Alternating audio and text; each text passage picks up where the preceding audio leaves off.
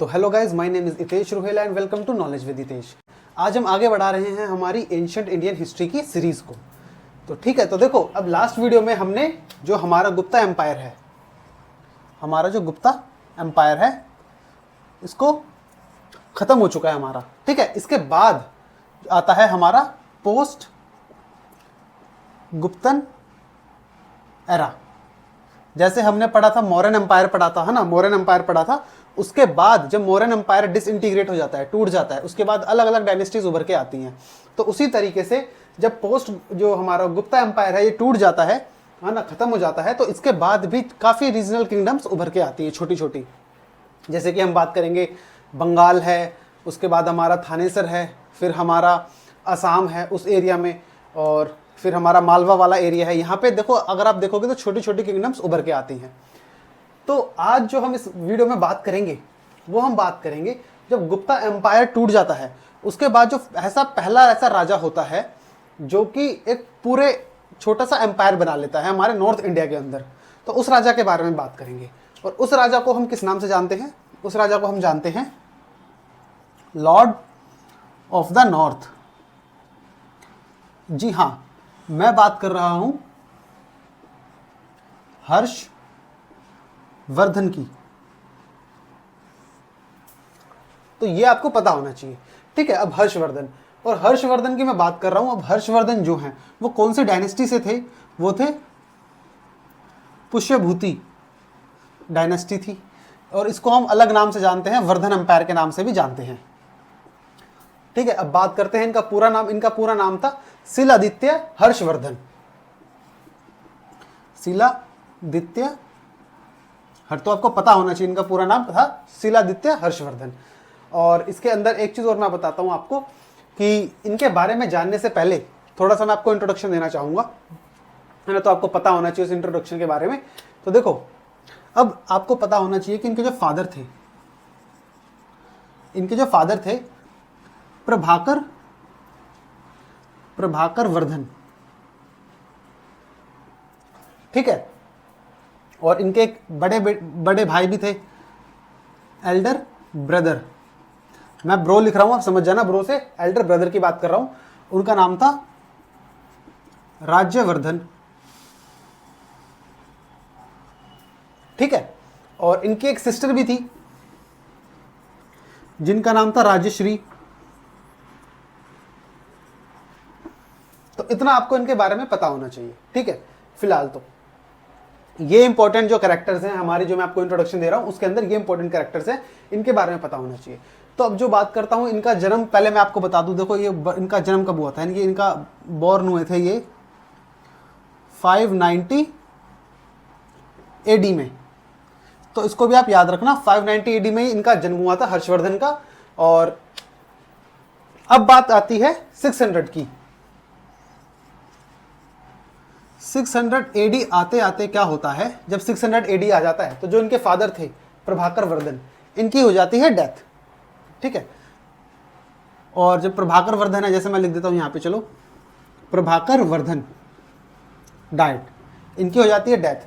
तो अब इस टाइम पे आप देखोगे कि जो हमारे जो हर्षवर्धन है वो सिर्फ और सिर्फ 10 साल के हैं, क्योंकि 10 साल पहले ही इनका जन्म हुआ है। तो जब इनके पापा की डेथ होती है तो ये 10 साल के होते हैं। तो काफ़ी मतलब इनको दुख पहुंचता है, काफ़ी ज़्यादा मतलब तकलीफ होती है। और तो इनकी मम्मी जो होती है हर्षवर्धन की, वो भी फिर सती कर लेती हैं। सती का मतलब मैंने आपको लास्ट वीडियो में ही बताया था, हमारा गुप्ता एम्पायर से ही सती की जो प्रथा थी वो स्टार्ट हो चुकी थी, काफ़ी पॉपुलर हो चुकी थी। तो अब इसमें क्या होता है कि जब इनके फादर की जो डेथ होती है, उसी के साथ ही, उनकी डेड बॉडी के साथ ही हर्षवर्धन की जो मदर है, इनकी बॉडी को जला देते हैं। मतलब वो जान के अपने उससे आ जाती है कि अब मेरे हस्बैंड ही नहीं रहे तो मैं क्या करूँगी अब अकेले। ठीक है, तो इस टाइम पे अब जो इनके बड़े भाई होते हैं जिनका नाम होता है राज्यवर्धन, इनको अब गद्दी पे आना पड़ता है। तो जो राज्यवर्धन है गॉट थ्रोन, थ्रोन मतलब गद्दी। ठीक है, राज्यवर्धन गॉट थ्रोन, राज्यवर्धन को गद्दी में आना पड़ता है। और आपको मैं बता दूं, जो इनकी जो सिस्टर थी राजश्री, ये married to Kannauj king. Grahavarman. तो ग्रहवर्मन थे, ग्रहवर्मन से इनकी शादी हो गई थी किनकी, राज्यश्री की। ठीक है, इतना आपको पता होना चाहिए। अब क्या होता है, अब देखो क्या होता है उस टाइम पे, जैसे कि मैंने आपको बताया काफ़ी अलग अलग किंगडम्स थे। अगर जैसे मैं आपको नाम दूं तो आपको देखोगे जो इनका मालवा है, मालवा के अंदर थे हमारे देवगुप्त। ठीक है, मालवाला जो मालवाला नहीं मालवा एरिया के अंदर थे हमारे देवगुप्त। इसके बाद कन्नौज का मैंने आपको बता ही दिया, कन्नौज का कौन थे, ग्रहवर्मन। ठीक है, और इनके ये जो इनकी जो कैपिटल थी, जो ये प्रभाकर वर्धन, जो मैं हर्षवर्धन की जो फैमिली है, ये कहाँ पे रूल करते थे, ये करते थे आप याद रखना थानेसर। थानेसर है HR, हरियाणा के अंदर था थानेसर। ठीक है, तो ये आप याद रखना। एक थी वल्लभी, उसमें थे ध्रुवसेन। असम, इसमें थे भास्कर वर्मन। ये एरिया है, और ये मैं लिख रहा हूं किंग के नाम आपको समझाने के लिए। ठीक है, तो मतलब इस टाइप से एरिया था काफी इनका। एक थे बंगाल, एक था बंगाल, बंगाल के अंदर थे हमारे शशांक। ये इंपॉर्टेंट है, इतने आप याद रखो। ठीक है, तो देखो अब क्या होता है, अब क्या होता है कि अब इनकी जो शादी थी वो कन्नौज में थी, इनकी सिस्टर की, जिसका नाम था राज्यश्री। तो अब जब राज्यवर्धन की डेथ होती है ना, राज्यवर्धन जो हर्षवर्धन के फादर थे उनकी डेथ होती है, और गद्दी पे कौन आ जाते हैं, ओ सॉरी, राज्यवर्धन इनके भाई थे, और जो प्रभाकर वर्धन इनके फादर थे। जब इनके फादर की, प्रभाकर वर्धन की डेथ होती है तो गद्दी पे आ जाते हैं राज्यवर्धन। ठीक है, अब क्या होता है, अब जो आप देख रहे हो मालवा के जो राजा हैं देवगुप्त, अब ये देवगुप्त जाके अटैक कर देते हैं कन्नौज पे। ये है हमारा कन्नौज, कन्नौज पे अटैक करके जो ग्रहवर्मन है, जो कौन है, जो हर्षवर्धन के ब्रदर इन लॉ हैं, उनको मार देते हैं, बहुत गंदी तरह मारते हैं, ब्रूटली मारते हैं। और इनकी जो बहन है राज्यश्री, इनको कैप्चर कर लेते हैं, इनको कैप्चर करके ले जाते हैं मालवा। तो जब इस बात का पता चलता है राज्यवर्धन को, जो कि हर्षवर्धन के भाई, बड़े भाई होते हैं, गद्दी पे बैठे होते हैं थानेसर की, तो इनको गुस्सा आता है, भाई कैसे उसने उसकी बहन को कैप्चर कर लिया और कन्नौज पे अटैक कर दिया। तो अब राज्यवर्धन क्या करते हैं, इनके पास बहुत बड़ी सेना थी, बहुत एक लार्ज सेना थी, बहुत हैवी सेना थी। ठीक है, तो 1 लाख के करीब तो उसमें कैवलरी थे, और अलग अलग थे, हाथियां थे 50,000। तो जाते हैं पूरी सेना लेके और अटैक कर देते हैं मालवा के ऊपर। ये रहा हमारा मालवा, मालवा पे अटैक करके देवगुप्त को मार देते हैं। कौन मारते हैं, राज्यवर्धन। ठीक है, देवगुप्त को मारने के बाद अब क्या होता है, अब ये अपनी बहन को भी बचा लेते हैं। अब इनकी बहन भी बच जाती है और उसको छुड़ा के ले आते हैं। तो इतने में क्या होता है, अब देखो जो देवगुप्त हैं और हमारे कौन हैं इनमें, शशांक, ये दोनों होते हैं मित्र। मित्र मतलब दोस्त, इनमें गहरी दोस्ती होती है। तो जब ये देखते हैं इनके दोस्त देवगुप्त को राज्यवर्धन ने मार दिया, तो शशांक जो बंगाल के राजा होते हैं वो अटैक कर देते। अब वो उनको पता होता है कि इनके पास काफ़ी बड़ी आर्मी है, तो वो डायरेक्ट अटैक नहीं करके एक गलत चाल चल के धोखे से इनको मार देते हैं, राज्यवर्धन को मार देते हैं, है ना। तो अब क्या होता है, अब जो थानेसर की जो गद्दी है वो खाली हो जाती है। तो इस टाइम पे कौन बैठता है गद्दी पे, जो थानेसर की जो गद्दी है ये रही, इस पे बैठते हैं अब हमारे हर्षवर्धन। तो ये भी आपको पता होना चाहिए, हर्षवर्धन बैठते हैं गद्दी पे थानेसर की पे। तो अब हर्षवर्धन क्या करते हैं, हर्षवर्धन भी गुस्सा आ जाता है इनको काफी। हर्षवर्धन जाते हैं और ये बंगाल पे अटैक कर देते हैं, शशांक पे अटैक करके इनको मार के, बल्कि इनको मारते नहीं हैं, इन पे जब अटैक करते हैं बंगाल पे तो शशांक भाग जाते हैं, जंगलों में भाग जाते हैं, मध्य प्रदेश वगैरह एरिया में भाग के। और फिर अपनी जो बहन होती है, सबसे पहले जो उनकी बहन थी जिनका नाम था राजश्री, ये भी जा रही होती है सती करने के लिए, तो इनको भी रोक लेते हैं। मतलब कि सती करना, आग में जलने के लिए जा रही होती है, तो इनको भी रोकते हैं सबसे पहले तो। और फिर बंगाल पे अटैक करते हैं, शशांक तो भाग जाते हैं और बंगाल को अपने एरिया में कैप्चर कर लेते हैं। किसकी हेल्प से, ये हेल्प लेते हैं इनकी, असम का इनका दोस्त होता है भास्कर वर्मन की हेल्प से बंगाल पे अटैक करके बंगाल को कैप्चर कर लेते हैं, और फिर बंगाल के एरिया को भी अपने कंट्रोल में रख लेते हैं। और ऐसे ही ये फिर कन्नौज पे भी कन्नौज को भी अपने एरिया में रख लेते हैं। कन्नौज पे कौन थे? कन्नौज पे पहले ये था देवगुप्त, हाँ, तो कन्नौज तो उनके पास आ ही गया था। तो याद रखो, अब इतना आपको याद रखना है। और इसके बाद फिर जो शशांक होते हैं वो जंगलों में भाग जाते हैं और कुछ सालों बाद शशांक की भी डेथ हो जाती है। ठीक है, ये था इनका इंट्रोडक्शन एक छोटा सा, ताकि आप लोगों को पता रहे कि हर्षवर्धन के पीछे स्टोरी क्या थी। ये जरूरी है जानना हर्षवर्धन के पीछे स्टोरी। ठीक है, तो अब हम जानेंगे हर्षवर्धन के बारे में कि इन्होंने क्या क्या अपने लाइफ टाइम में क्या क्या चीज़ें करी, कैसे कैसे चीज़ें हुई। और ये आर्ट एंड कल्चर के लिए काफ़ी ज़्यादा, मतलब इनके टाइम पे आर्ट एंड कल्चर काफ़ी प्रमोट हुआ और ये खुद भी एक राइटर थे। तो ये सब सारी चीज़ें देखेंगे। इनके फेमस पोएट कौन थे, क्योंकि इनके टाइम पे काफ़ी क्वेश्चन आते हैं हर्षवर्धन से। और फिर इनका देखेंगे कि इन्होंने पूरा, इनको सिर्फ नॉर्थ, मैंने कहाँ पे लिखा था वो, लॉर्ड ऑफ द नॉर्थ, सिर्फ लॉर्ड ऑफ द नॉर्थ ही क्यों कहा जाता है, इनको साउथ इंडिया का लॉर्ड क्यों नहीं कहा जाता, तो वो भी जानेंगे क्यों।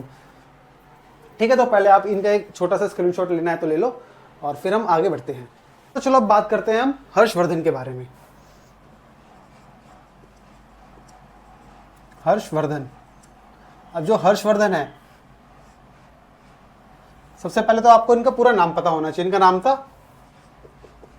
शीलादित्य हर्षवर्धन, पूरा नाम था। अब बात करते हैं सबसे पहले कब इनका जन्म हुआ था। तो मैंने आपको बताया 590 AD में। अब बात कर लेते हैं इनकी डायनेस्टी की। इनकी डायनेस्टी थी जिसको हम वर्धन डायनेस्टी भी कहते हैं, वर्धन या फिर पुष्यभूति।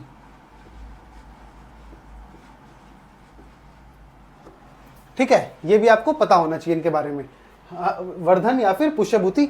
और ये एम्पायर बनाते हैं अपना नॉर्थ इंडिया में। और इनकी जो वाइफ होती हैं उनका नाम होता है दुर्गावती। इतना आपको इनके बारे में पता होना चाहिए। इसके अलावा मैंने आपको बताया था कि इनके पास आर्मी थी भी अपनी एक, मतलब बहुत अच्छी आर्मी थी, बहुत बड़ी आर्मी थी। तो ये भी आपको पता होना चाहिए कि इनकी जो आर्मी थी वो काफ़ी ज़्यादा लार्ज थी, बड़ी थी। ठीक है, अब इनकी जो कैपिटल थी, कैपिटल की बात करते हैं। कैपिटल इन्होंने बनाई थी अपनी कन्नौज में। हमने देखा था कन्नौज में कौन था, इनकी बहन का ससुराल था कन्नौज, है ना। और इनके जो वो थे ब्रदर इन लॉ, इनके जो जीजा जी थे, उनकी डेथ हो जाती है। तो फिर अपनी बहन को इनका जो बड़े भाई हैं राज्यवर्धन, वो छुड़ा के लाते हैं। और फिर हर्षवर्धन भी के पास जब ये रीन आती है तो अपनी कैपिटल वो कन्नौज को शिफ्ट कर देते हैं।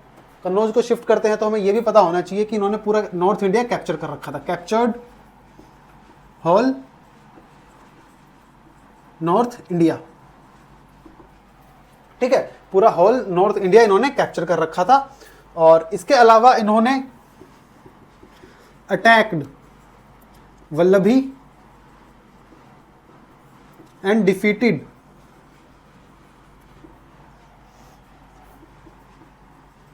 ध्रुवसेन सेकंड, जो कि वल्लभी के रूलर थे। उस टाइम पे वल्लभी के रूलर थे ध्रुवसेन सेकंड। अब वल्लभी पे भी अटैक कर देते हैं और ध्रुवसेन सेकंड को हरा देते हैं। अब क्या करते हैं, देखो उनको हराने के बाद, जो हर्षवर्धन है उनको हराने के बाद ध्रुवसेन को उनकी टेरिटरी पे उन्हीं को ही बिठा देते हैं, उनकी गद्दी पे, ध्रुवसेन को। और उनको बोलते हैं कि अब तुम्हें मेरे अंडर में काम करना पड़ेगा। ठीक है, कौन? हर्षवर्धन बोलते हैं ध्रुवसेन को कि तुम्हें मेरे अंडर में काम करना पड़ेगा, तुम मेरे लिए वल्लभी चलाओ, जब मुझे जरूरत पड़ेगी आर्मी देना, मुझे टैक्स इतना दो, इतना ये करो। तो एक तरह से देखा जाए तो वल्लभी जो है वो भी इनके अंडर में आ गई है। ठीक है, तो और ऐसा भी कहते हैं, जो इनकी जो डॉटर थी हर्षवर्धन की, इनकी डॉटर भी मैरिड टू ध्रुवसेन से ही इनकी शादी हो जाती है, इनकी डॉटर हर्षवर्धन की बेटी की। ठीक है, तो इतना आपको पता होना चाहिए इनके बारे में। लेकिन इसके अलावा अब इनका जो प्लान था, plan to capture south India. अब इन्होंने देखा कि मैंने पूरा नॉर्थ इंडिया तो कैप्चर कर लिया, अब मुझे साउथ इंडिया में भी अपनी पहचान बनानी है पूरा। मैं क्यों साउथ इंडिया क्यों छोड़ दूं? जब मैंने पूरा नॉर्थ इंडिया कब्जा लिया, ये देखो उन्होंने पूरा, हमने पढ़ा ना कहाँ गया, नॉर्थ इंडिया इन्होंने पूरा कब्जा लिया, तो ये चाहते हैं कि मैं साउथ इंडिया में भी कब्जाऊं। पर जो इनका प्लान था साउथ इंडिया को कैप्चर करने का, वो हैम्पर्ड हो जाता है।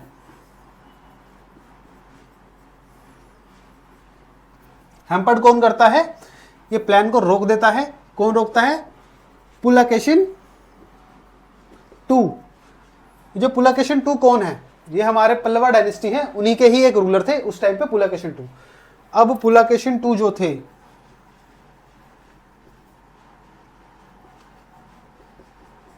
जो पुलाकेशिन II है, ये डिफीट कर देते हैं, हरा देते हैं, डिफीटेड हर्षवर्धन। हर्षा से समझ जाओ, हर्ष का मतलब हर्षवर्धन को हरा देते हैं। और इसके बाद जब हरा देते हैं तो जो हर्ष की जो टेरिटरी है, नॉर्थ इंडिया तो इन्होंने पूरा कब्जा रखा है, अगर मैं यहां पे देखूं, है ना, नॉर्थ इंडिया तो इन्होंने पूरा कब्जा रखा है, वल्लभी गुजरात वाला एरिया भी ले लिया, तो ये एरिया तो इनके पास है। पर जो उनकी टेरिटरी है वो कहां तक, यहाँ पे अगर आपने इंडिया का मैप देखा होगा तो यहाँ पे एक रिवर फ्लो करती है, नर्मदा रिवर। तो इनकी जो टेरिटरी है साउथ की तरफ, सिर्फ साउथ की तरफ नर्मदा रिवर तक ही सीमित हो जाती है, उसके आगे नहीं बढ़ पाते, नर्मदा रिवर को क्रॉस नहीं कर पाते। ठीक है, तो ये भी पता होना चाहिए। इनकी जो टेरिटरी है साउथ से सिर्फ नर्मदा रिवर तक है, सही तो लिखा था, नर्मदा रिवर। तो इतना आपको इनके बारे में पता होना चाहिए। ठीक है, इसके अलावा भी काफी इंपॉर्टेंट चीजें हैं, पहले आप इसका स्क्रीनशॉट वगैरह ले लो, उसके बाद हम आगे बढ़ते हैं, हर्षवर्धन के बारे में जानेंगे। ठीक है, तो चलो आगे बढ़ते हैं। आगे हम बात कर रहे थे इनकी टेरिटरी की। तो देखो, इनके पास भी मैंने आपको बताया था कि जो टेरिटरी थी वो 2 तरीके की थी, टेरिटरी पे 2 तरीके की थी। इतना बड़ा एम्पायर इन्होंने पूरा कब्जा रखा है ना, पूरा नॉर्थ इंडिया इन्होंने कब्जा रखा है। तो ऐसा थोड़ी है कि पूरे नॉर्थ इंडिया पे ये खुद अकेले राज करेंगे। तो उनकी 2 तरीके से इनकी टेरिटरी थी, एक थी जो इनके डायरेक्ट कंट्रोल में थी, और एक थी जो कि फ्यूडेटरी थी, मतलब कि यहाँ पे इन्होंने गवर्नर्स अपॉइंट कर रखे थे। तो डायरेक्ट कंट्रोल में थी वो बताता हूँ पहले आपको, जैसे कि थी हमारी सेंट्रल प्रोविंस, आपका जो मध्य प्रदेश वाला एरिया है वो हो गया। ठीक है, इसके अलावा बंगाल, बंगाल के बाद कलिंग, राजपूताना, राजस्थान वाला एरिया हो गया, और गुजरात। ठीक है, इतना डायरेक्ट इनके जो कंट्रोल में था टेरिटरी, उसके बारे में याद रखना। अब बात करते हैं फ्यूडरल की, जो फ्यूडेटरी जो टेरिटरी थी इनकी, जैसे जलंधर, जलंधर के बाद कश्मीर, कश्मीर के बाद सिंध, और सिंध के बाद नेपाल, और एक्सेट्रा। ये सारी टेरिटरी इनके पास, यहाँ पे इन्होंने गवर्नर्स अपॉइंट कर रखे थे, जो कि ये बहुत ज्यादा स्ट्रिक्ट थे उन गवर्नर्स को लेकर, ताकि वो इंडिपेंडेंट ना हो जाए, है ना। हम पढ़ते आ रहे हैं पहले कि जब जो राजा होता था, रूलर होता था, वो वीक पड़ता था, तो जो गवर्नर्स वगैरह होते थे अपने आप को इंडिपेंडेंट कर लेते थे, डरते नहीं थे फिर उससे। तो डरा के रखना भी काफी जरूरी था। इसके अलावा एक चीज और याद रखना, जो एक फेमस चाइनीज ट्रैवलर थे हुएन सैंग, ये भी इनके कोर्ट में विजिट करते हैं इसी टाइम पे, और बुक लिखते हैं, काफी चीजें बताते हैं हर्षवर्धन के बारे में, हमें पता चलता है इनकी बुक से, है ना। और तो याद रखना इसके बारे में, हुएन सैंग।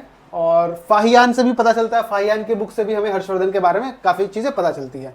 अब इनके टाइम पे जो आर्ट है, आर्ट एंड कल्चर है, वो भी काफी डेवलप हुआ। जैसे मैंने आपको स्टार्टिंग में ही बताया था कि जो हमारे हर्ष थे वो खुद भी एक राइटर थे। तो आपको ये बात भी पता होनी चाहिए, अगर हर्ष, मान लो क्वेश्चन आ गया, इनमें से कौन कौन से 4 ऑप्शन दे दिए, बताओ कौन कौन सा इनमें से राइटर थे, और उसमें से बाकी 3 नहीं होंगे, और एक हर्ष का नाम होगा, तो हर्ष पे आपको टिक करना है वहां पे। ठीक है, तो इनके टाइम पे भी काफी संस्कृत में भी काम हुए, हमारी जो संस्कृत लैंग्वेज है इसमें भी काफी वर्क हुए। जैसे कि मैं बात करूं आपसे रत्नावली, ठीक है, इसके बाद प्रियदर्शिका, और हमारी नागनंद, ये सब चीजें हमारी संस्कृत में काम हुए। ये सारी चीजें रत्नावली करी गई, ठीक है, लिखी गई, प्रियदर्शिका और नागनंद। इसके अलावा आपको सबसे इंपॉर्टेंट अब जो क्वेश्चन आ गया वो ये आता है, ये बहुत फेमस क्वेश्चन है जो मैं लिखने जा रहा हूं अब। इनके पोइट का नाम था बाणभट्ट। एसएससी का बहुत फेवरेट क्वेश्चन है बाणभट्ट। अब बाणभट्ट इनके पोइट थे, इनके कोर्ट के में बैठते थे, पोइट थे, ठीक है, कवि थे। इन्होंने किताब लिखी थी बाणभट्ट ने, जिसका नाम था हर्षचरिता, जो कि बायोग्राफी थी, किसकी? बायोग्राफी ऑफ हर्ष की बायोग्राफी थी, है ना। इतना आपको इनके बारे में पता होना चाहिए। अब बात करते हैं और इंपॉर्टेंट, जैसे कि इन्होंने जो नालंदा यूनिवर्सिटी है,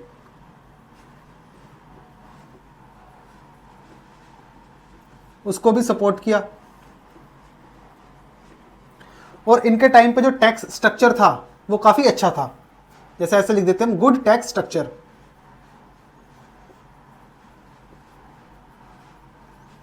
कैसे अच्छा था? जो भी टैक्स इनकी टेरिटरी में कलेक्ट होता था उसका 1/4 पार्ट कहां जाता था? या तो वो जाएगा चैरिटी में, charity plus cultural and religious things.